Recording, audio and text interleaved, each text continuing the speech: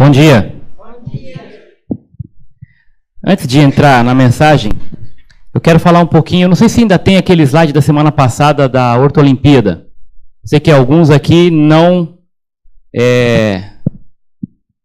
sabem do que se trata nos detalhes aí, né? Tá bom, ele está procurando ali. Mas ela vai acontecer dia 2 de junho. Sei que vocês viram ali no anúncio.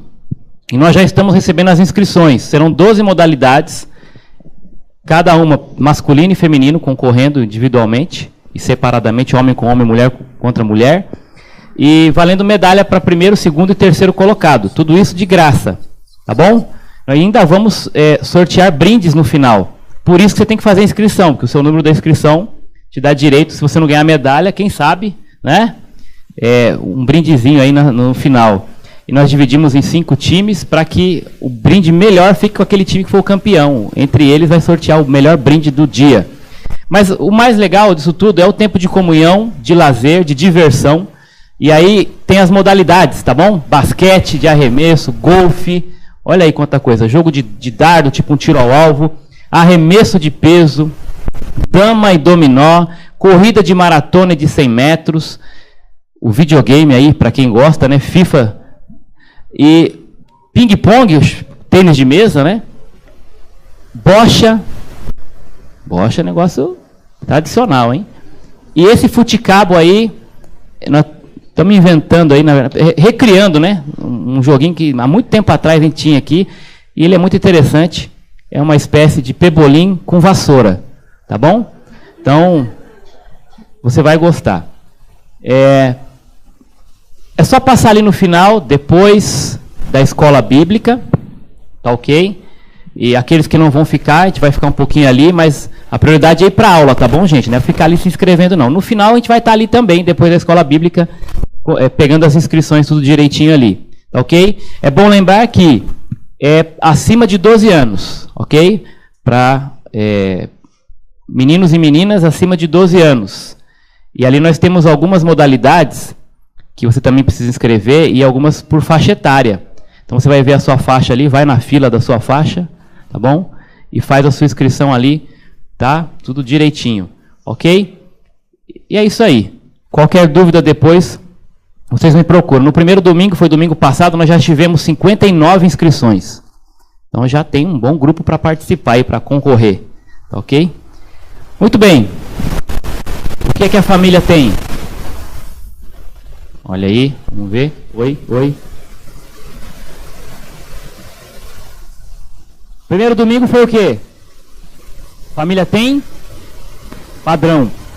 Eu preguei sobre esse tema e o de hoje é uma espécie de continuidade, né? Continuação do tema do primeiro domingo. Na verdade, os temas, eles acabam aparecendo um no outro, né? Domingo passado, a família tem papéis. E hoje, a família tem propósito. Quando nós falamos de propósito, nós falamos de razão de ser. Nós falamos, de certa forma, de missão. A missão da família aqui na Terra. Quando alguém cria algo, cria sempre pensando em um propósito, uma finalidade. Ok? E não é diferente. O nosso Deus é um Deus de propósitos. Deus não faz nada sem propósito. Então, se você imaginar por essa ótica, aquele que é perfeito, soberano, quando você começa a ler o relato do Gênesis, você percebe toda a criação desenhada perfeitamente. Deus cria os astros, separa a parte seca das águas. Deus cria os animais no mar, os que voam, os que ficam na terra. E Deus vai dizendo, ao final de cada dia da criação, que isso era bom. Isso era bom. Quando Deus termina de criar tudo aquilo que era bom, aí ele fala, olha para o homem e deixa o homem perceber que não era bom que ele estivesse sozinho. Então, Deus cria tudo bom, mas tinha uma coisa que não estava bom. o homem sozinho. Não tinha ninguém que pudesse ser semelhante no sentido de completá-lo. Né? E aí então Deus cria a mulher. E aí quando ele cria a mulher, ao contrário do que ele já vinha dizendo, na verdade não ao contrário, mas ressaltando ainda mais o que ele já vinha dizendo que era bom, tinha sido criado. Quando ele agora cria a mulher e ela se une ao seu chamado agora marido, ele vai dizer que isso é muito bom. Então olha só, Deus fez tudo muito bom, tudo bom, e quando cria a mulher e se une ao seu marido, ao homem, ele diz que isso é muito bom. O Deus perfeito falou isso.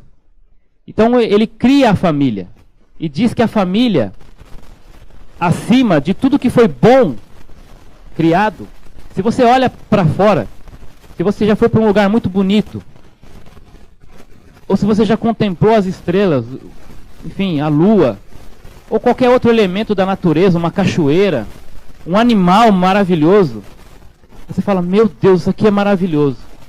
É verdade. Mas quando você olha para a família, à luz da Bíblia, isso tem que ressaltar, ou saltar ainda mais aos seus olhos, porque aos olhos de Deus é muito bom, melhor. Então se você está aqui nessa manhã, saiba que Deus te criou com um propósito excelente. E se você está aqui com a sua família, né, ainda que talvez parte dela não esteja, mas saia daqui entendendo que a família, dentre tudo que foi criado, Deus chamou de excelente, acima de tudo, muito bom, muito bom. Eu sei que às vezes não é isso que nós sentimos. Eu sei que às vezes nós chegamos em determinado momento que parece que isso não bate com a realidade. Pastor, mas você não conhece a minha família. É verdade, eu não conheço. Mas quem sou eu? Né? Agora eu vou dizer para você, aquele que é perfeito, o que criou, ele disse, é muito bom. Você vai discutir com ele? Se não está sendo tão bom assim, não é porque quem criou não sabia o que estava fazendo. É você que não está valorizando e sabendo cuidar. É você que não está sabendo se enquadrar ou honrar ao Criador dentro desse propósito. As duas entidades que Deus criou, a família e a igreja. E aí, ó, que o diabo procura sempre destruir. Você pode perceber, o foco da ação do diabo está exatamente em destruir, porque ele veio para roubar, matar e destruir. Só que o que ele mais quer roubar, matar e destruir são as duas entidades que Deus criou. O foco dele está ali. Destruir a família e destruir, consequentemente, a igreja. E a igreja nada mais é do que um ajuntamento de famílias. Essa é a ideia. Então, essas duas entidades, elas devem estar conectadas para que o indivíduo cumpra o seu propósito de existência, que é glorificar a Deus. Então, nós olhamos e perguntamos assim, a grosso modo, por que eu existo? A resposta bíblica é para glorificar a Deus. E aí nós temos que olhar, como que eu posso fazer isso? Que meio Deus criou, né? Ou que entidade Deus criou para que eu possa cumprir esse propósito? Porque eu não vou cumprir esse propósito sozinho. Porque isso não reflete, voltando lá para a primeira mensagem, não reflete o padrão de Deus na criação. Deus é coletivo. Deus é uma diversidade na unidade, nós vamos ver isso. Então, na sua perfeição, quando ele cria com esse padrão coletivo. Ele criou o homem, e quando ele criou o homem lá sozinho, não tinha ninguém que completar, isso aí não é bom. Não é bom. Ele cria a mulher e forma uma família. E ele disse, é muito bom. Porque agora reflete o seu caráter. É a sua essência ali, na criação. A trindade, né, coletiva ali. E aí ele cria a família. Então família é coletivo. E aí ele cria a igreja. E não dá para ser igreja sozinho. Não dá. Padrão e propósito. Glorificar a Deus. Então, a partir desse texto, que voltando, né, até para o texto da primeira mensagem, Gênesis 1, 26 a 28, eu quero olhar com vocês 3 propósitos aqui. E eu já quero dar os créditos. O esboço dessa mensagem é tirado de um estudo e logo vai chegar em forma de livro do professor, pastor Davi Merck, meu professor lá do seminário. Então, graças a Deus pela vida dele, que tem trabalhado de maneira excelente com famílias. E ele mostra para nós um grande exemplo de família. A família dele é um grande exemplo para nós. Ele é um ótimo professor, um homem de Deus. Eu quero dar os créditos aí. Esse esboço, inclusive, eu tirei de um estudo que logo vai chegar em forma de livro aí, do pastor Davi Merck. 3 propósitos da família. Eu já citei esses 3 na mensagem de 15 dias atrás. E eu quero voltar com isso. Eu já preguei isso aqui há um tempo atrás, mas eu quero bater mesmo nisso, porque não é difícil de decorar, mas é bom sempre trazer de volta para você, né, relembrando do propósito de Deus para a família. E o primeiro dele é refletir a sua imagem.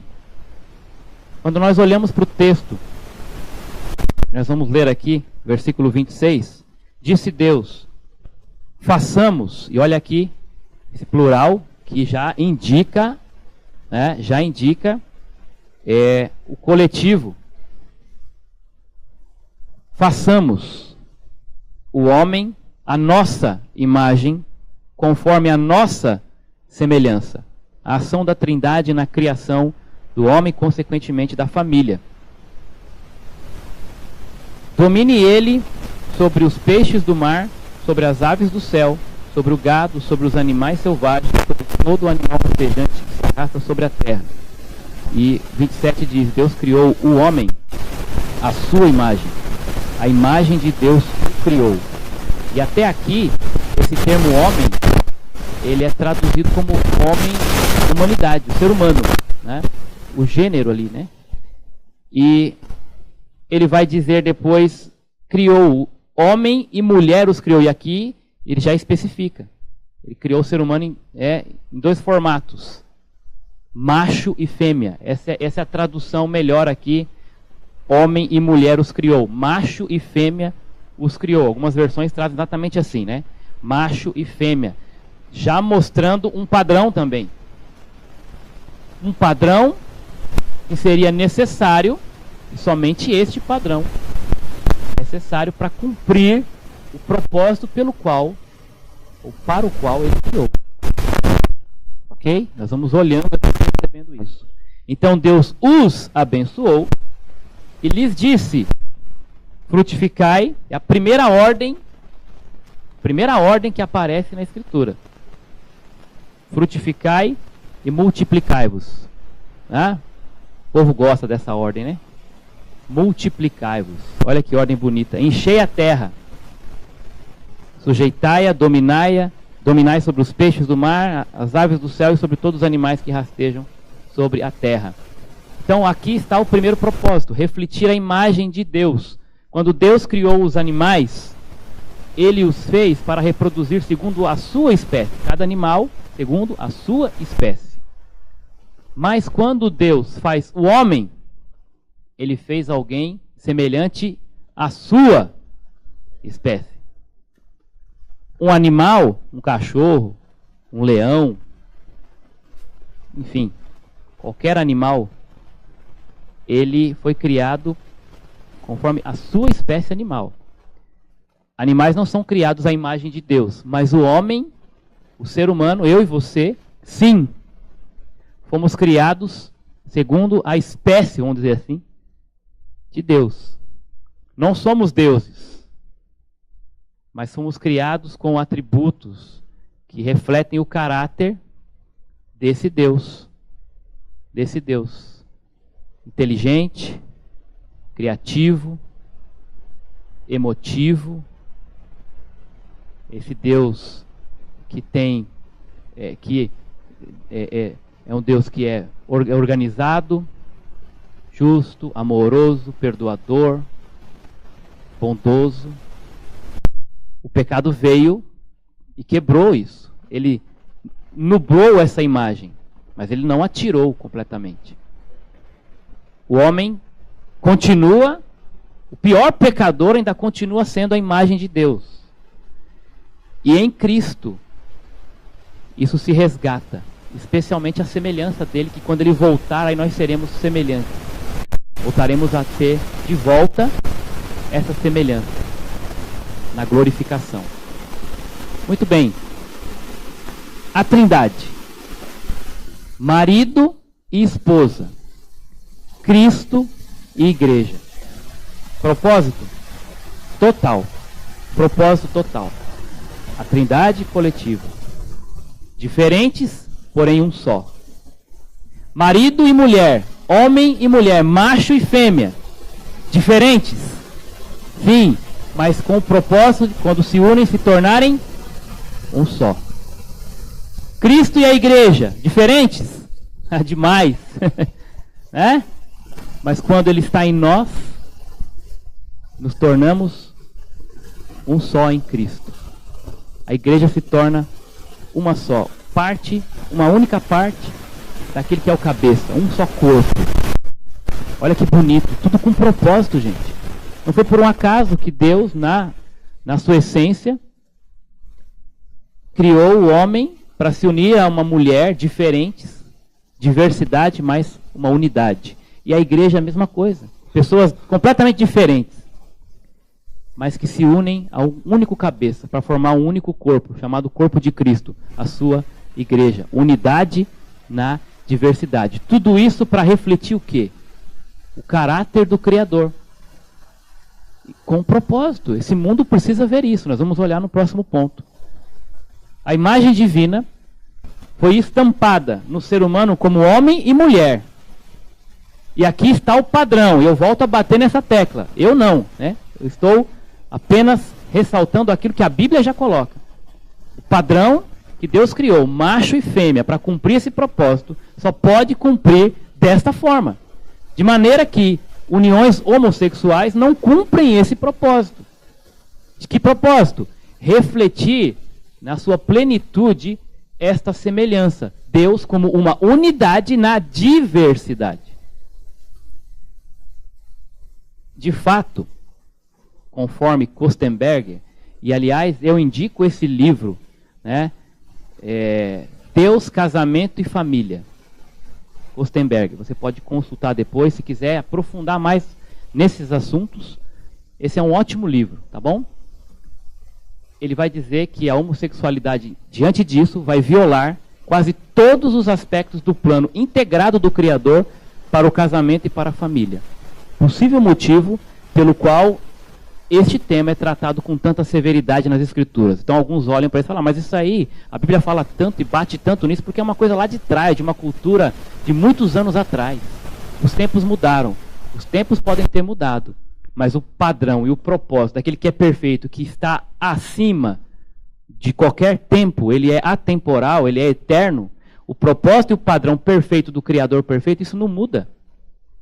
Então nós não temos que encaixar o padrão e o propósito de alguém que é perfeito e eterno nas conveniências da minha cultura, da minha época limitada e corrompida pelo pecado.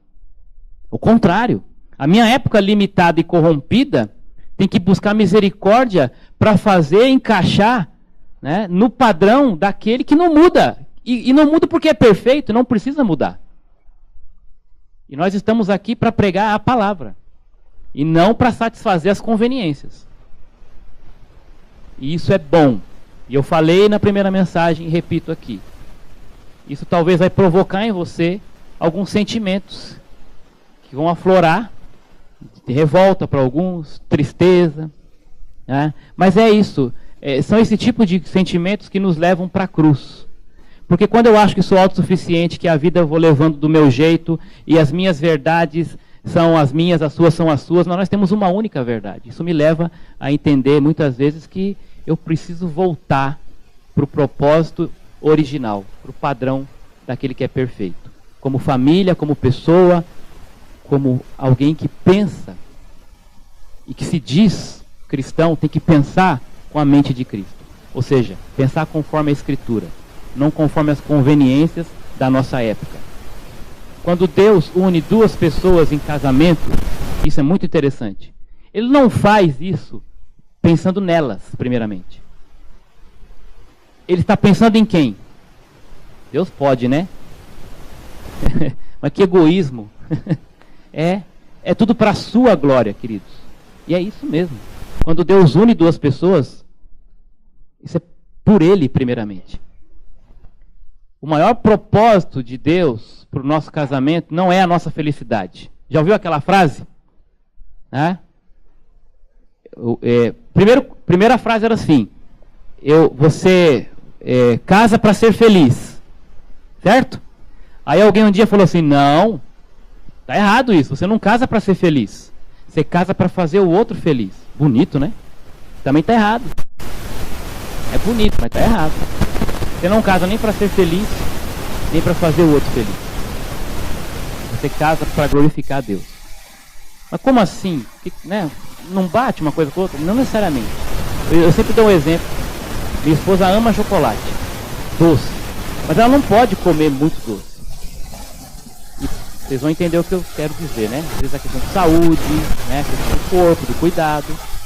Então, quando a gente vai num lugar e tem ali, né, 15 opções de doce, o que você acha que ela gostaria de fazer? Comer as 16. Os 15 mais um para... Então, isso deixa minha esposa feliz. Pelo menos naquele momento. Depois vem a conta, né? Mas eu sou responsável por cuidar dela. O amor faz parte desse processo. Cuidar. Então, eu tenho que alertar a minha esposa: olha, pega 1 ou 2 aí, toma cuidado. Tem que ficar ali pegando no pé. E na hora ali que eu estou pegando no pé, o que eu faço com a minha esposa? Eu deixo ela triste. Ah, mas eu queria que... Não, chega. Mas não. Entendeu? Então, se eu estivesse casando para fazer minha esposa feliz, come, criatura, fica à vontade, né? Vai, mergulha. Tá entendendo? Eu caso para glorificar a Deus. E a melhor maneira de glorificar a Deus é cuidando da minha esposa. E muitas vezes, quando eu vou cuidar da minha esposa, eu vou deixar ela triste naquela hora. Talvez naquele momento ela não vai entender esse propósito. E isso vai acontecer comigo também em outros momentos. E você é assim. Então, o propósito aqui não é pensando em mim nem nela, é pensando na glória de Deus. Fazer para a glória de Deus. E muitas vezes, quando eu vou glorificar a Deus, eu vou machucar, né? Eu vou contrariar para o bem. Nós não fazemos assim com nossos filhos? Né? Não é assim? Espero que seja, porque se você tem filho para fazer seu filho feliz, cuidado, tudo que ele quiser você vai dar. Né? Não vai colocar nenhuma restrição. Isso vai fazer ele feliz? Aparentemente sim. Aí você vai colher os frutos amargos, e ele também, lá na frente, por falta de observar o propósito de Deus para o seu filho. Seu filho não é seu. Né? O filho não é seu. É para a glória de Deus, é dele. Tem que devolver para ele, dessa forma. Muito bem. Segundo ponto aqui, propósito. Se o primeiro é refletir, e aí o segundo, ainda nessa linha aí, né? Para decorar bem, né? Com R, refletir, reproduzir. Reproduzir a imagem de Deus. E aqui no verso 28, maravilhoso, né? Deus abençoa esse casal. E só Deus pode fazer isso, né? Ainda mais agora, em Cristo, só Deus abençoa, né? Eu não posso abençoar ninguém. Ninguém pode me abençoar. Quem abençoa é Deus, porque Ele é maior. Só tem Ele maior. O maior abençoa o menor. Em Cristo, todos somos iguais. Não tem mais maior nem menor. Então, Ele abençoou, sinal da sua autoridade aqui. E como parte dessa bênção, Ele dá uma ordem. E que ordem? A ordem de Deus é sempre boa. Tudo que Deus ordena fazer, pode parecer, mas Deus me pede para fazer isso, mas isso não é legal. Talvez na nossa carne, na nossa carnalidade, né, no nosso egoísmo, aquilo vai contra, né, vai pegar no nosso calo. Mas se Deus está dando uma ordem, qualquer que seja, é bom, é melhor para mim, é melhor para você, é melhor para todo mundo. E essa ordem a gente gosta, né? Tem algumas que não precisa nem discutir, né? Enchei a terra, multiplicai-vos. Bela ordem, né? Tem sido considerada aí nos últimos anos, décadas, né? Cada vez desobedecendo mais essa ordem, né? Estão motivando aí as famílias. E se você tiver que ter filho, tem apenas um. E essa ordem está bem diretamente relacionada com reproduzir literalmente, né? Pessoas, seres humanos, a imagem de Deus. Quando ele fala encher a terra, de novo, não é para o deleite do homem, primeiramente. É para que essa terra seja cheia de quem? De pessoas, a sua imagem, que vão glorificar o seu nome, que vão cumprir o propósito pelo qual ele criou, para que a terra possa ver, estar cheia da glória de Deus. Não só quando você olha para aquilo que foi criado. Infelizmente, às vezes nós parece que percebemos mais a glória de Deus nos elementos da natureza do que no ser humano. Não deveria ser assim. A natureza revela sobre Deus, mas quem melhor deveria revelar sobre Deus e mostrar Jesus e o Pai, o Criador, eu e você.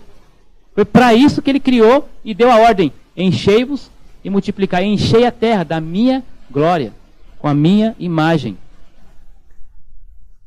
O capítulo 5 de Gênesis mostra isso acontecendo.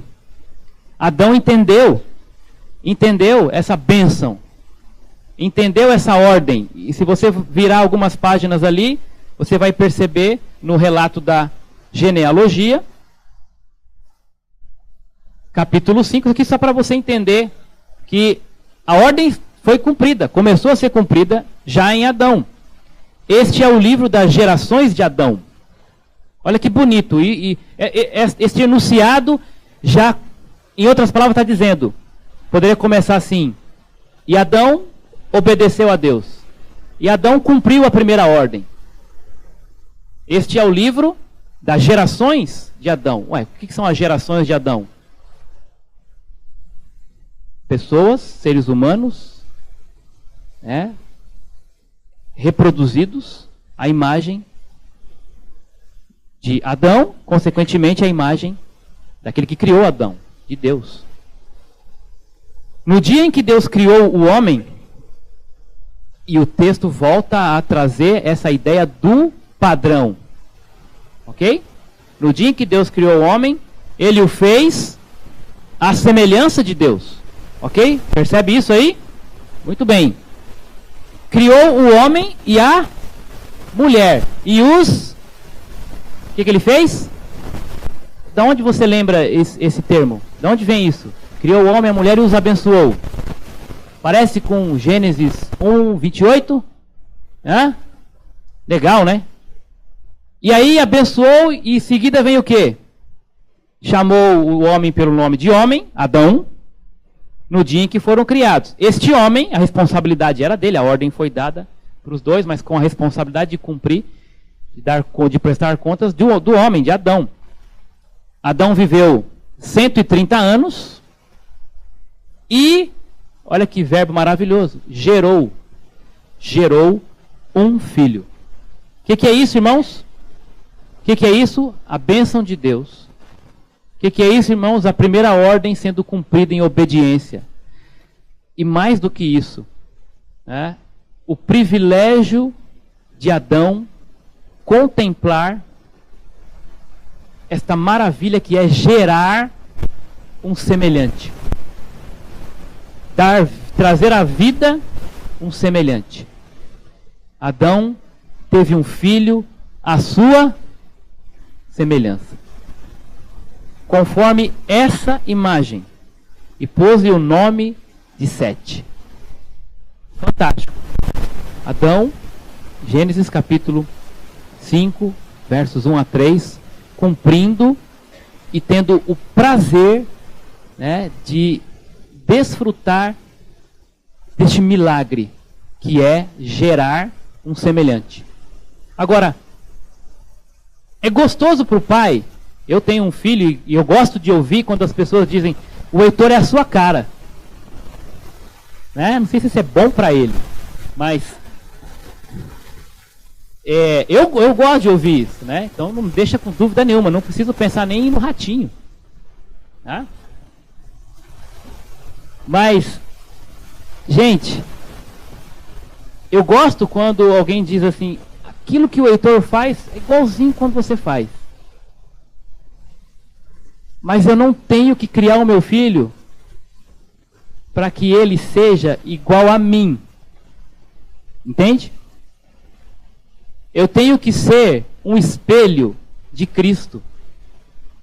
As pessoas têm que... O que tem que honrar mais o pai e a mãe é quando as pessoas vão se referir ao seu filho e dizer assim: como seu filho parece com Jesus. Não é? Isso sim cumpre o propósito. A semelhança de Adão não tinha um fim em si mesma. O fim não era que Sete fosse igual a Adão, mas a semelhança daquele que criou Adão. Isso continua, o propósito não parou em Adão. O pecado nublou isso, mas não esgotou isso. Em Cristo nós resgatamos esse propósito soberano, sublime, de reproduzir filhos à imagem do Criador. E criar esses filhos também desta forma. O fato de que o casal deveria multiplicar-se confirma a interpretação de Gênesis 1:27, homem e mulher, ou macho e fêmea. Isso referindo-se ao casamento. E só assim o propósito pode ser cumprido. Reproduzir filhos à imagem do Criador. Esse é o primeiro mandamento, em ordem cronológica, e certamente com grande significado quando tratamos do propósito de Deus para a família. Por que Deus deu essa ordem? Para refletir, né? Para cumprir o propósito. Reproduzir pessoas à sua imagem, que refletiriam também a sua imagem na terra. Note, Deus criou a família para encher a terra com que tipo de pessoas? Só com gente? Vamos encher de gente aí, não importa quem. Não. Pessoas tementes a Ele. Esse é o propósito. Não é fazer filho por fazer. Então, fazer filho pode ser fácil.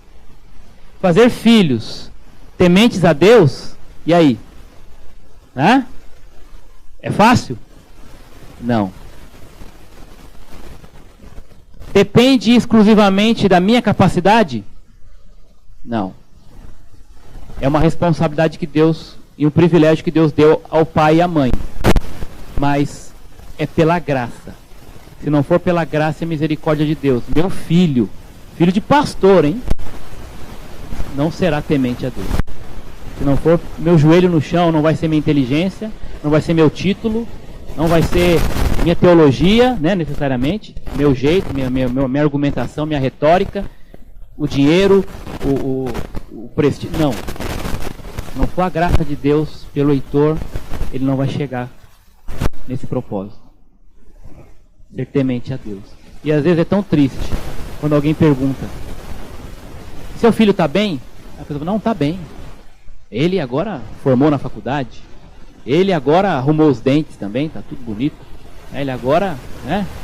O filho está bem. Ele comprou um carro, hein? Comprou um carro desse bom aí, zero aí. Ah, é? É, meu filho está ótimo. Ele, ó, e outra, hein? Vai casar e já deu entrada no apartamento. Tá entendendo? Meu filho está bem. Aí pergunta: mas faz tempo que eu não vejo ele na igreja. É que agora também está muito corrido. Não tem tempo quase de vir para a igreja. Tem tempo mais de estar com a mocidade aí. Está muito corrido, muito trabalho, né? Muitos cursos, muita atividade. Seu filho está bem? Entende? Será que estar bem no nosso conceito é apenas isso?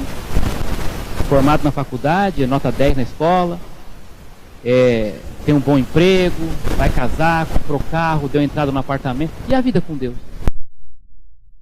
Meu filho está bem mesmo? A gente se gasta e se desgasta tanto para dar tanta coisa para os nossos filhos, quando na verdade o propósito de Deus você tem que dar para ele, sabe o quê? A palavra, o discipulado, para tornar ele mais parecido com Jesus. Consequentemente, ele pode ter, não é errado ter casa, né? Carro, nota 10, é bom, isso é ótimo, dá um bom testemunho, mas se isso é o fim? Não, não é o fim. O lar cristão deve ser um centro de treinamento e discipulado dos nossos filhos. Não temos tempo de ler todos esses textos, mas nós conhecemos muito bem muitos deles. Provérbios ensina a criança.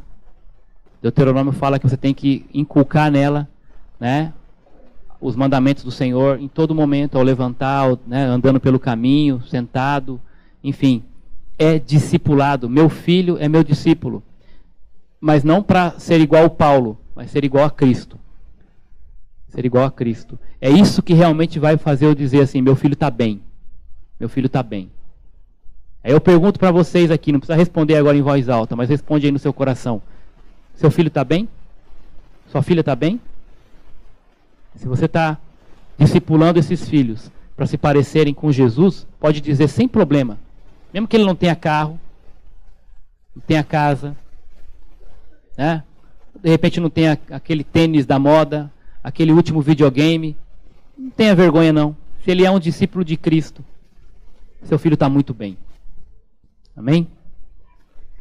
Trabalhamos para pôr comida na mesa, roupa de grife nas costas, compramos material escolar, pagamos por aula de piano, saímos de férias, compramos videogame, mandamos nossos filhos para as melhores escolas. Mas será que estamos levando a sério a tarefa mais importante na face da terra, que é a evangelização e o discipulado dos nossos filhos? Ou será que nós estamos esperando que a igreja faça isso? Essa é a pergunta que fica para você e para mim. Isso tem a ver com missões, né? A gente fala de missões, é isso aí. Se todas as famílias estivessem cumprindo esse propósito, não precisaria mandar missionário para lugar nenhum. Certo? Por quê? Isso é a missão. É a missão. Levantar adoradores, reflexos da imagem de Deus em todo o canto do planeta. Se eu faço isso na minha casa, você faz na sua, o japonês faz na dele, o africano faz na dele, eu não preciso ir lá na África. Ele não precisa vir aqui no Brasil. É isso aí, ó. A família e a igreja existem para estender o testemunho de Deus até os confins do globo. É isso. E finalmente, outro R aí, refletir, reproduzir e representar. Tá na moda, né? Oh, representou, mano, né? Representou. Eu quero que, quando você chegar no céu, Deus vai falar, mano, representou. Em outras palavras, né? Servo bom e fiel. Entra no gozo do teu Senhor. Tá bom? Traduzindo para o nosso linguajar, mano, representou. É isso que Deus quer de você e de mim, da nossa família aqui na terra. Representar o reino dele. Você veste uma camisa, querido. Você é cristão, tá num time. Honra essa camisa. Né? É isso que Deus espera de você. Representar o seu reino. Deus fez o homem para ser um vice-regente.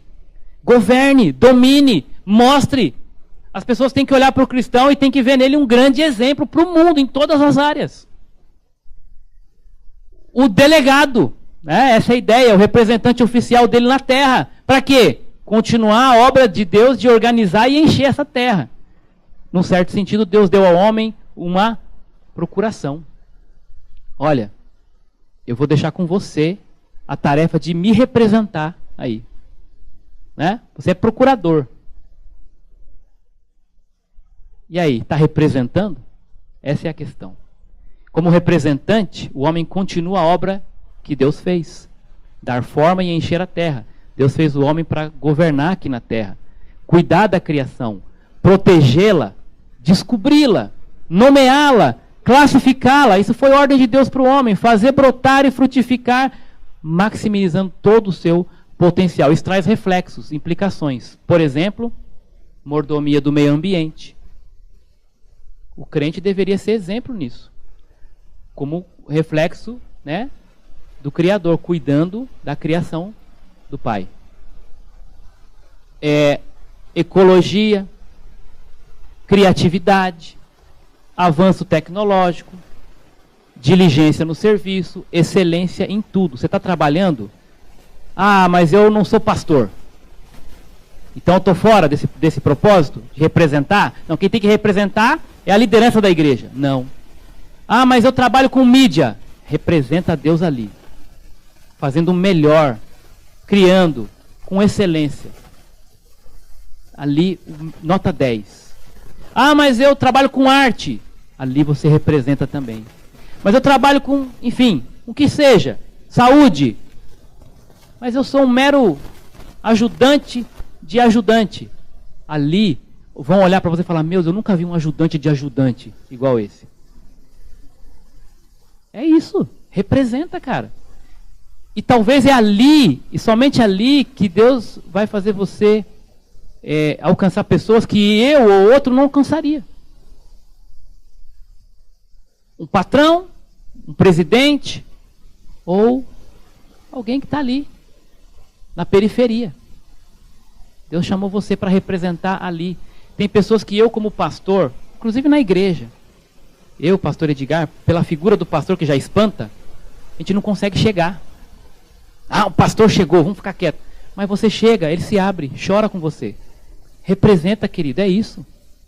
Tá bom? Vamos falar juntos os 3 propósitos da família? Qual é o primeiro? De novo. Isso. Segundo? E o terceiro? Amém. Vamos orar? Obrigado, Senhor, pela tua palavra. Obrigado, Senhor, pelo teu amor. Obrigado porque no seu plano perfeito, o Senhor decidiu criar-nos a sua imagem. Mas o Senhor fez isso com um propósito. E o Senhor trouxe à nossa mente aqui hoje, nessa manhã, que o propósito é refletir essa imagem. Que o propósito é reproduzir filhos a esta imagem. O propósito é representar com essa família, homem, mulher, filhos, representar o teu nome, o teu reino nesta terra de maneira digna. Não nos deixe esquecer disso, Pai. Nos ajude a obedecer e praticar. Em nome de Jesus. Amém.